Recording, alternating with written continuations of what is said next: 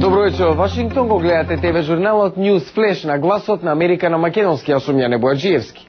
Новоизбраниот американски претседател Барак Обама полека почна да ги селектира имињата кои ќе бидат дел од неговата администрација од 20 јануари 2009.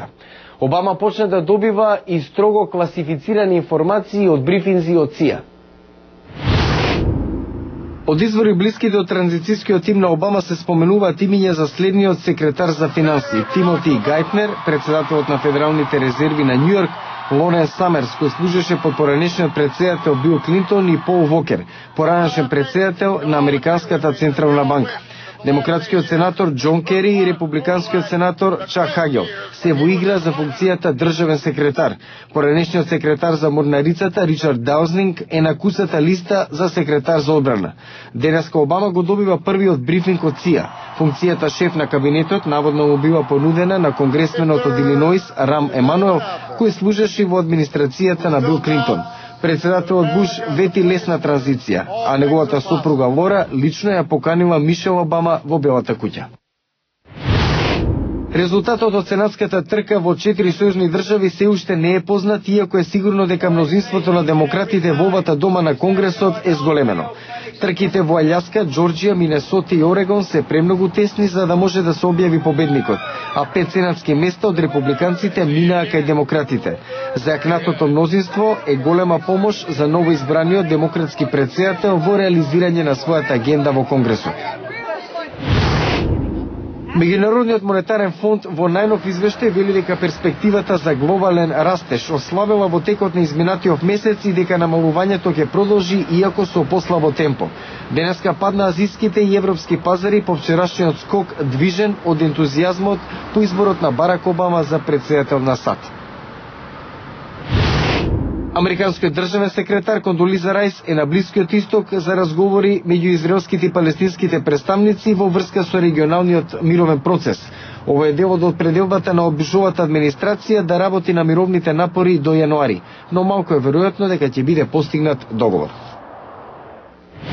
Во продолжение на News Flash, што е тоа што му донесе победа на сенаторот Барак Обама на овогодишните претседателски избори во Соединетите Американски држави? Каде сгреши сенаторот Џон Маккейн? Неколку политичари прават анализа на изборите. Победата на Барак Обама на демократите им даде контрола на Белата куќа и на Конгресот за прв пат од 1992. Политичките аналитичари велат дека кампањата ја комбинирала способноста на капитализирање на надворешните услови со строга организација и дисциплина.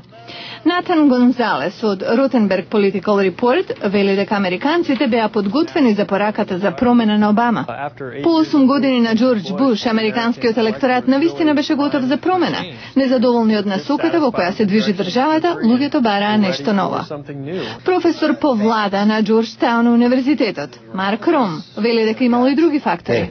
Тие имаа јасна и конзистентна порака што беше убедлива за американската јавност, дека Обама е на нивна страна, дека работи во нивни интерес и дека ќе ги направи работите како треба за средната класа. Второ, одлична кампања на теренот, регистрирање милиони нови гласачи низ целата земја.